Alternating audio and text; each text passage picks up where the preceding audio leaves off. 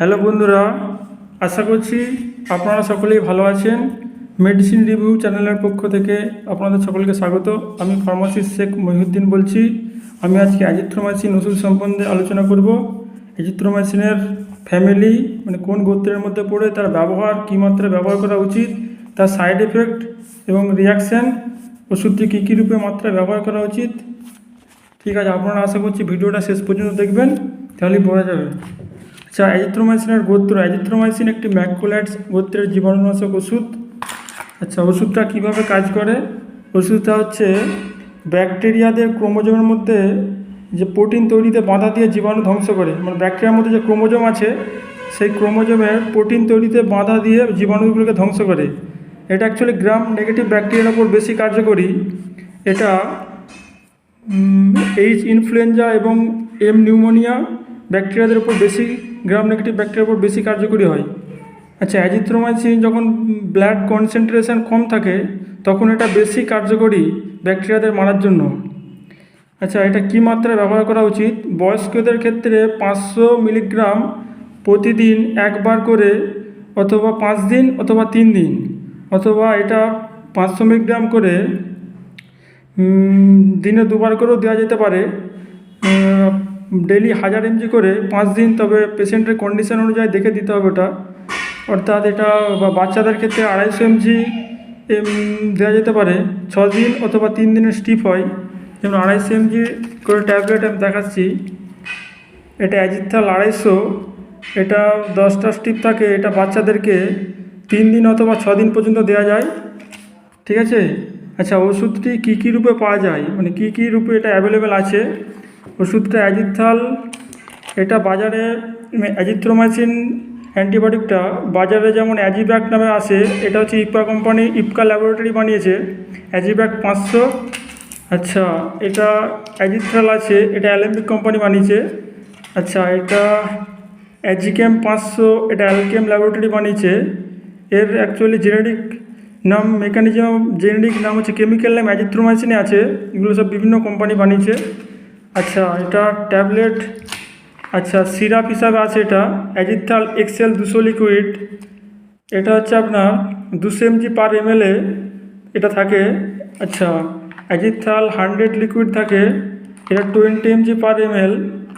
আচ্ছা, অ্যাজিথ্রাল 200 লিকুইড, এটা 40 mg পার ml আছে। আচ্ছা, আর একটা আছে অ্যাজিনটাস 500, এটা ইন্টাস কোম্পানির, এটাও আছে, বাজারে অ্যাভেলেবেল আছে, আপনারা যে কোনো দোকানে পেয়ে যাবেন। আচ্ছা, মাত্রা, এটা শিশুদের হচ্ছে 6 মাসের ওপর বয়স হলে 10 মিলিগ্রাম প্রতি কেজি শরীরের ওজন হিসাবে দেওয়া যায়।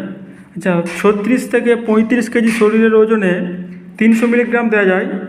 আচ্ছা, 36 থেকে 45 কেজি শরীরের ওজনে 400 মিলিগ্রাম করে প্রতিদিনে একবার 3 দিন, খাবার 1 ঘন্টা আগে অথবা খাবার 2 ঘন্টা পরে খেতে হবে।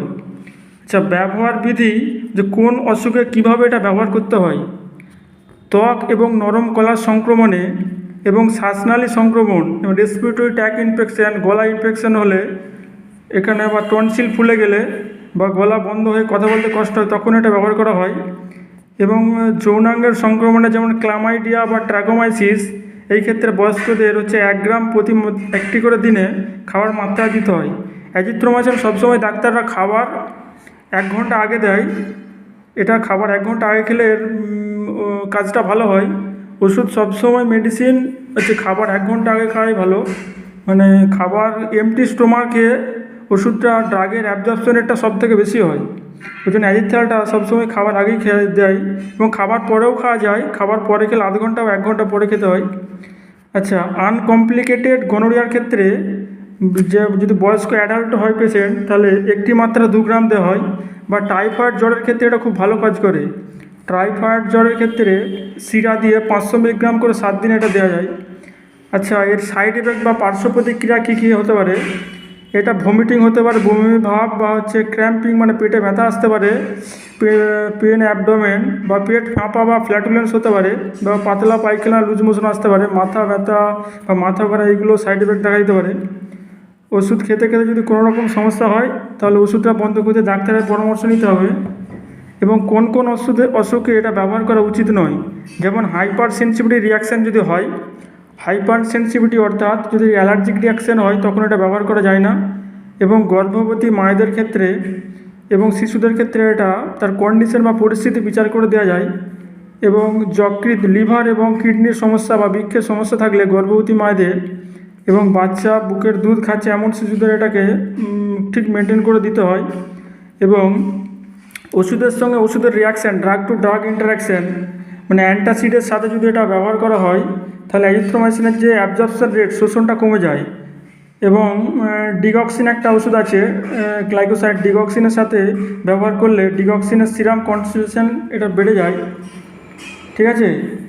এরপরে এটা ডাক্তারের পরামর্শ বা সালাহ ছাড়া অ্যাজিথ্রোমাইসিন এমনি এমনি খাওয়া উচিত নয় এবং খেতে কোনো রকম সমস্যা হলে ডাক্তারের পরামর্শ নিতে হবে। ঠিক আছে, ধন্যবাদ। আজকের আলোচনা এই পর্যন্তই। আশা করছি আরও নিত্য নতুন ওষুধ সম্বন্ধে ভিডিও পেতে আমার চ্যানেলটি সাবস্ক্রাইব করুন। ধন্যবাদ।